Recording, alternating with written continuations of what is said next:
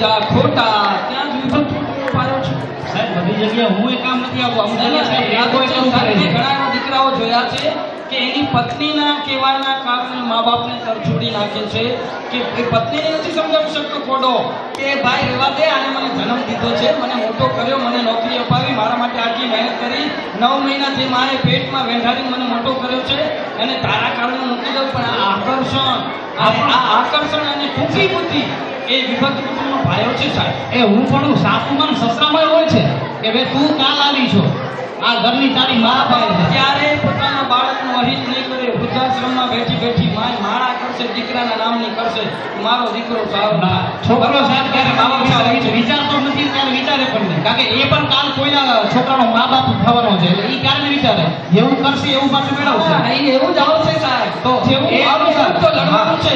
એ પોતે એ પડે આવે મા બાપને વૃદ્ધાશ્રમમાં મૂકનારો વૃદ્ધાશ્રમમાં જાય છે.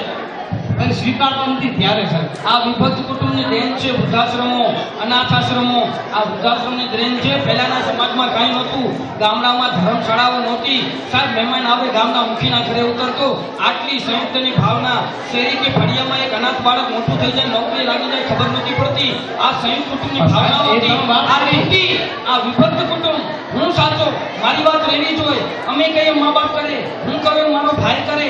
આજે ગામડાઓ તૂટી ગયા સાહેબ. શહેરની સંસ્કૃતિ વિકસતી ગઈ, પાડોશીમાં કોણ રહે છે એનું નામ ન ખબર હોય. આ વિભક્ત કુટુંબની સૌથી મોટી દેન છે.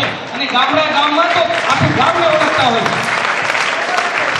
સાહેબ આજ ઉદાહરણ રૂપે પરિવારમાં દેરાણી જેઠાણી ચાર રહેતી હોય ને તો જેઠાણી એવું વિચારે કે દેરાણી આપણી જાડી કાઢશે અથવા આપણું પોતા કરશે, કારણ કે એને એક સોરી સાહેબ, એક મિનિટ સાહેબ, સોરી, હું આપને અટકાવીશ. અત્યારે ઓડિયન્સનો સમય છે એટલે ઓડિયન્સને પ્રશ્નો પૂછવા દેશો. મારો પ્રશ્ન છે એ વિભક્ત કુટુંબની ટીમને છે. બે MA સંસ્કૃત સાથે કરેલો છે. MA માં એક વાક્ય છે વસુદેવ કુટુંબકમ, એટલે એનો અર્થ શું થાય? સારી સૃષ્ટિ, સારી સૃષ્ટિ કુટુંબ. કુટુંબ છે.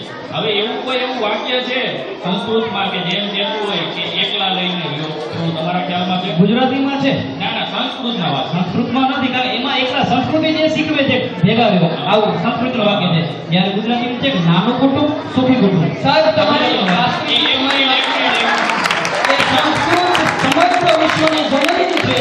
જો જનની એમ કહેતી હોય કે વસુદેવ કુટુંબકમ, એ સંસ્કૃત સૂચવે છે. પરિવાર. પણ ગુજરાતીમાં એટલે નાનું કુટુંબ સુખી કુટુંબ. નાનું હોય કે સુખી હોય. મારો સાહેબ એ વ્યાખ્યાને હું જરાક પરિવર્તિત કરીશ. આજના વસ્તી વધારાના યુગમાં આ નાનું કુટુંબ એટલે 2 બાળકો બસ. તો બાપા બંધ રાખ તું હવે. એટલે બધી નાનું કુટુંબ એ સંદર્ભમાં છે, વિભક્તના સંદર્ભમાં નહીં. હા, બે જણા છે એમાં એટલે અમને એ ગેર અર્થમાં આપવામાં આવ્યું હતું કે આપણે જે ને આપણા. ખરેખર એ વિભક્ત કુટુંબ કે સંયુક્ત કુટુંબ માટેનું નહોતું.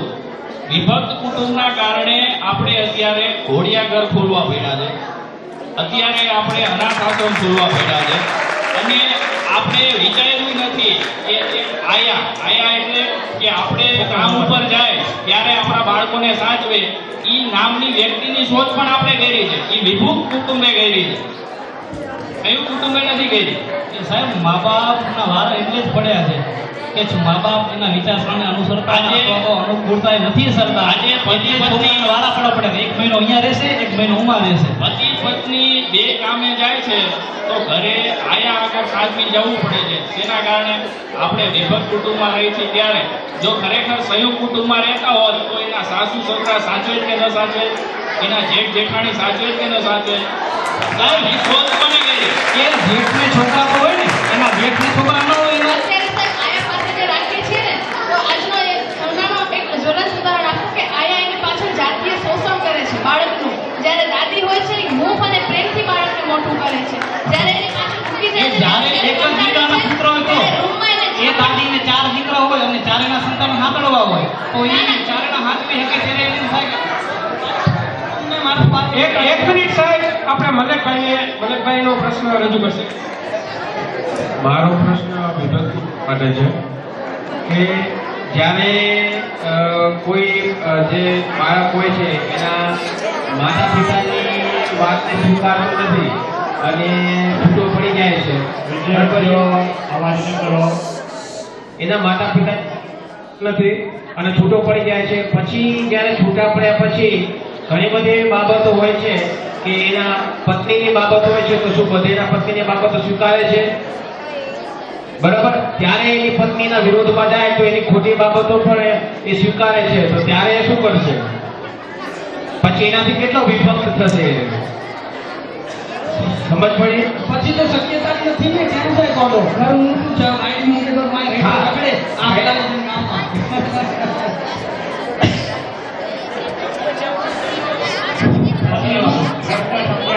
એમનું કહેવું એમ છે કે મા બાપથી વિભક્ત થયેલો પુરુષ ઓડિયન્સમાંથી પત્નીની વાત સાંભળીને જાય છે, પછી પત્ની એના વિરોધમાં જાય છે, તો એ પત્નીથી તો વિરોધમાં થઈ નથી શકતો, પછી એને ગમે એવી બાબતોને સ્વીકારવી પડે છે.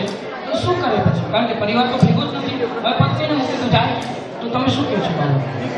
સાહેબ પુત્ર પર ડિપેન્ડ કરે છે ને, દીકરા ઉપર. આ તમે તમારી વિચારધારણા અનુસાર તમે સાહેબ સરકારી નોકરી છોડી એક સંયુક્ત પરિવાર માટે રહેવા માટે અહીંયા આવ્યા અને બીજા સામે સ્ટાફમાં એક સરકારી નોકરી માટે સંયુક્ત પરિવાર છોડીને અહીંયા આવ્યા. તમે એ જ પરિવારમાં છો સ્ટાફમાં, એ પણ એ જ પરિવાર સ્ટાફમાં છે.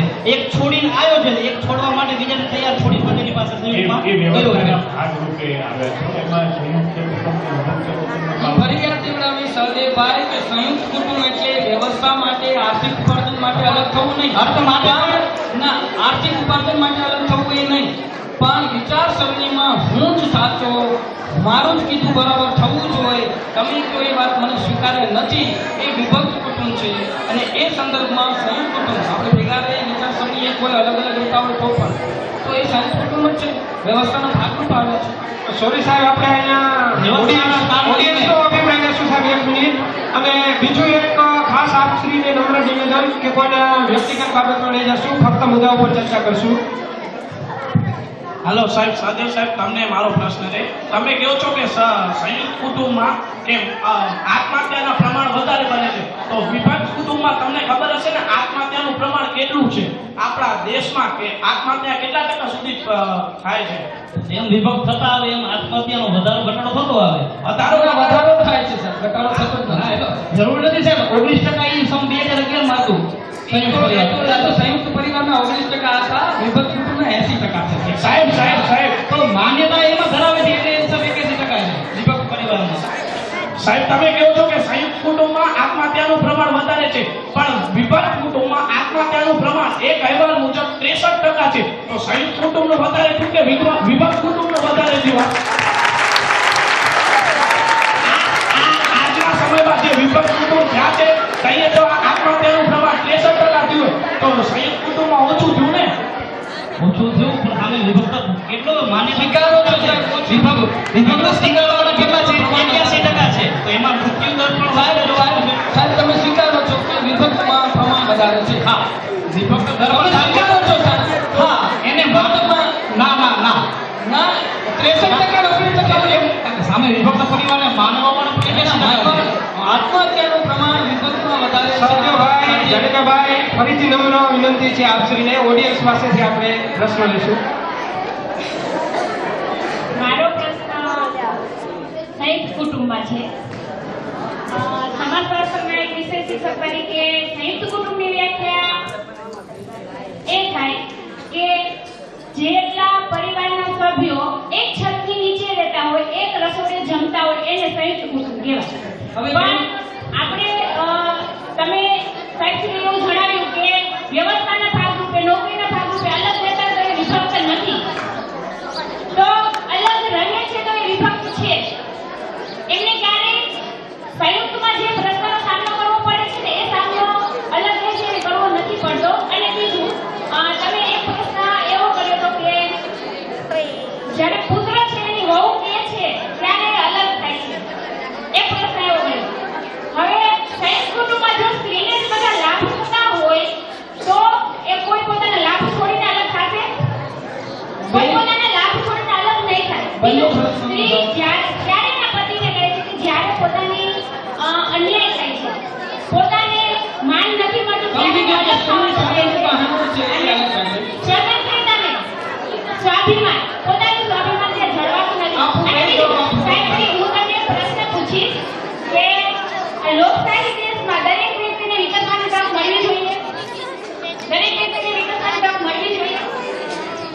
હવે હું તમને આ તમારા ત્રણેય પ્રશ્નનો જવાબ આપી દઉં. ત્રણેય પ્રશ્નનો જવાબ આપી દઉં. મારી પાસે તમારા પ્રશ્નોના જવાબો છે. પહેલો તમારો પ્રશ્ન હતો કે આપણા સમાજશાસ્ત્રની અંદર એક વ્યાખ્યા છે કે એક જ છત નીચે રહી અને ઝૂલતા હોય, એક જ રસોડે ઝૂલતા હોય એને સંયુક્ત પરિવાર કહેવાય. આજના આધુનિક યુગની અંદર એક જ રસોડાની અંદર એક જ છતની નીચે રહી અને ભેગું રહેવું એ અસંભવ છે. કારણ કે આર્થિક ઉપાર્જન આજે જીવન જીવવા માટે પૈસો જરૂરી છે. પૈસો જરૂરી છે. એના ભાગરૂપે એક વ્યવસ્થા તંત્ર માટે આપણે જ્યારે અલગ થઈએ છીએ, અમે 6 ભાઈઓ છીએ. અમે 6 ભાઈઓમાંથી 2 જ ભાઈ ત્યાં નોકરી, એક ભાઈ ખેતી કરે છે, બાકીના અમે 5 અલગ અલગ રહે છીએ. પણ આજે અમે જ્યારે ઘરે જઈએ છીએ તો બધા સાથે એક જ છત નીચે એક જ રસોડામાં જમીએ છીએ. આજે પણ સામાજિક રીતે અહીંયા વ્યક્તિગત રીતે મારું વ્યક્તિત્વ શિક્ષક તરીકે અહીંયાનું જે કાંઈ છે એના નિર્ણય હું લઉં છું, પણ મારા ગામના સમાજના જે રિવાજો છે, સમાજના જે કોઈ પણ બંધનો છે એને સ્વીકારવા માટે ત્યાં જે મારો ભાઈ રહે છે એની વાતને અમે કહી છીએ કે ભાઈ ત્યાં શું નિર્ણય લીધો, એ લોકો શું કહે છે, એ પછી અમે અમારો મત રજૂ કરી કે આ વસ્તુ આમ છે. ઘણી વખત એ લોકો નથી પણ સ્વીકારતા કે ના આ નહીં બને, તો અમે એ બંધનોને સ્વીકારી લઈએ છીએ. અમારા સમાજમાં આજે એવું છે 12 દિવસ કોઈ ગુજરી જાય તો બેસવું પડે છે, તો અમે એને સ્વીકાર્યું છે. તો એ વ્યવસ્થા આજના યુગની વ્યવસ્થા પ્રમાણે પણ વિચારસરણી એક જ છે બેન. આજે પણ અમે એને પ્રધાનતા આપી છે, એટલે હજી પણ સંયુક્ત કુટુંબમાં છીએ. બીજો પ્રશ્ન તમારો કે પત્નીના કહેવાથી પુરુષ અલગ થાય છે. પત્ની જ્યારે કહે છે તો એમાં અમુક કુટુંબ જો ટકી રહેતા હોય ને તો એ સ્ત્રીના કારણે જ ટકે એ તો છે. એ સ્ત્રી જો સંયુક્ત કુટુંબમાંથી આવી હશે તો એ સંયુક્ત કુટુંબ નભાવશે. સ્ત્રી સંયુક્ત કુટુંબમાંથી આવી હશે તો સંયુક્ત કુટુંબ નભાવવાની છે. કારણ કે હું માનું છું સ્ત્રી એટલે સહનશીલતાનો અવતાર, સ્ત્રી એટલે ધરતી, સ્ત્રી એટલે વરસાદ જે પોતે પડી અને નવસર્જન કરી શકે એને જ સ્ત્રી કહેવાય. જે સ્ત્રીની ભાવના એવી આવશે કે મારું સ્વાભિમાન બીજાનું નહીં, તો ત્યાં સ્ત્રી પણ જ નથી અને એટલે વિભક્ત થાય છે. આવી સ્ત્રીઓ ઘરને વિભક્ત કરે છે. જે સંસ્કારી છે એ ક્યારે નહીં કરે. આજે તમને એવું કામ કર્યું હશે તો તમે તમારી ભાવના જતી કરી તમારા પરિવારને તમે પ્રધાનતા આપશો. અહીંયા બેઠેલી જેટલી પણ દીકરીઓ છે, જો એ પોતાના સ્વાભિમાનથી વધારે પરિવારનું સ્વાભિમાન આવતું હશે અને એની માટે જ્યારે સ્ત્રી પરિવારના સ્વાભિમાનને મહત્વ આપશે તો જ એ સ્ત્રી છે, નહીંતર સ્ત્રીને લાયક જ નથી. તો આવી સ્ત્રીઓ જ્યારે વિભક્ત કરે છે એના વિરોધમાં હું છું. કારણ કે આજે સ્ત્રીઓની ઘણી બધી માન્યતાઓ છે. ઘણી બધી સ્ત્રીઓ આપણે જોતા હોય છે કે પરિવારમાં એક સ્ત્રી એવી આવી જાય છે જેના કારણે આખો પરિવાર તહસ નમસ થઈ જાય છે. આખો પરિવાર તહસ નમસ થઈ જાય છે. તો બાકીની સ્ત્રીઓ તો રહે જ છે પરિવારમાં, બાકીની બધી સ્વચ્છંદતાની આગ્રહી સ્ત્રીઓ છે. તમારું કહેવાનો મતલબ કે સ્ત્રીએ હંમેશા સહન ન જ કરવું જોઈએ પોતાના પરિવારને ટકાવવા માટે. રાજાશાહી વખતથી દરબારગઢની અંદર સ્ત્રીઓને પ્રધાનતા આપવામાં આવી છે. રાજ્યના નિર્ણયોમાં સ્ત્રીઓને માન આપવામાં આવ્યું છે. રજિયા સુલતાનથી માંડી ઝાંસીની રાણી લક્ષ્મીબાઈ, ઇન્દિરા ગાંધી, આજે સોનિયા ગાંધી પણ સ્ત્રી તરીકે નેતૃત્વ કરે છે. આનંદીબેન પટેલ પણ એ તો પણ એને શાસન કર્યું, એને પ્રતિનિધિત્વ આપ્યું છે. સમાજ સ્ત્રીને પ્રતિનિધિત્વ આપે જ છે, સ્વીકારે છે.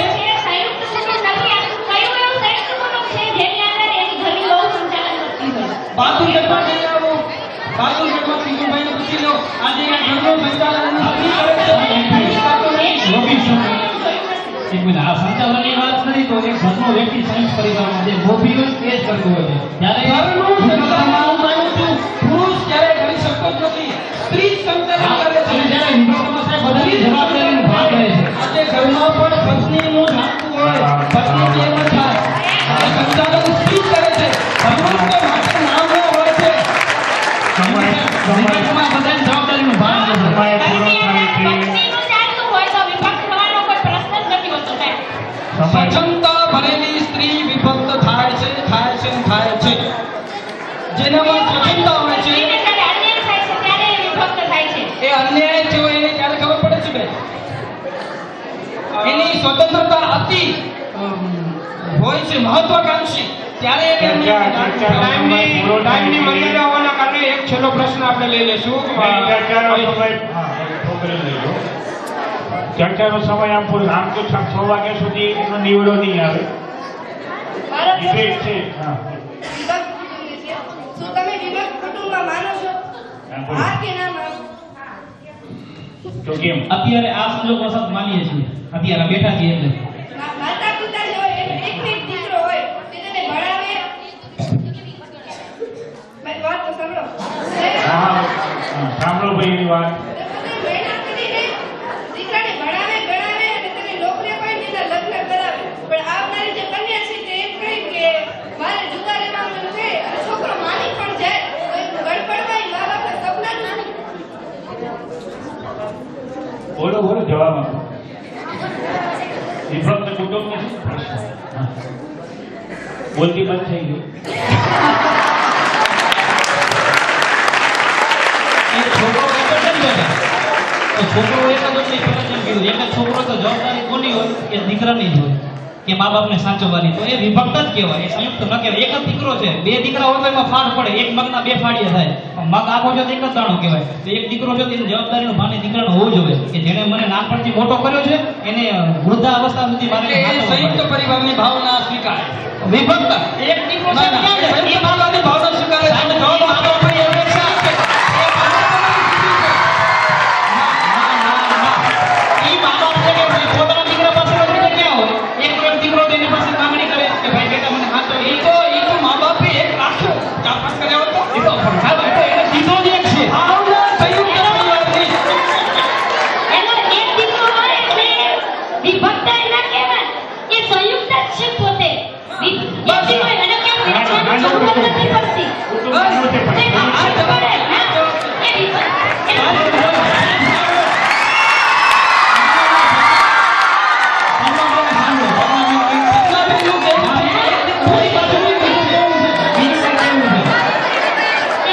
એક દીકરો હોય એટલે સ્વાભાવિક રીતે આમે પોતાની પર દીકરાની આશા પડે એટલે એ વિભક્ત ના કહેવાય. એમ કહેવાનો મતલબ એ સંયુક્તમાં આવે. હિમાંશુનો પ્રશ્ન એ છે કે એક જ દીકરો હોય છતાં મા બાપને અલગ કરે તોનો પ્રશ્ન હતો. તો વિભક્ત કહેવાય. તો વિભક્ત કહેવાય. એક જ દીકરો મા બાપને હાથે તો સમજવું જોઈએ, આ સમજવું જોઈએ એટલે સંયુક્ત કુટુંબ. સમજવું જોઈએ એટલે સંયુક્ત કુટુંબ છે. એક જ દીકરો હોય મા બાપ જ હોય તો એ વિભક્ત કહેવાય. જો લોકો થાય તો વિભક્ત થયો કહેવાય. બાકી છે તો એક દીકરો હોય ભેગો રહેતો હોય તેને વિભક્ત ન કહેવાય. એક દીકરો હોય અને મા બાપના ભેગો રહેતો હોય એને વિભક્ત ન કહેવાય, એને સંયુક્ત જ કહેવાય. એક જ છે સાહેબ, બીજે જાય તો જાય કે દીકરો કુટુંબ નાનું થયું.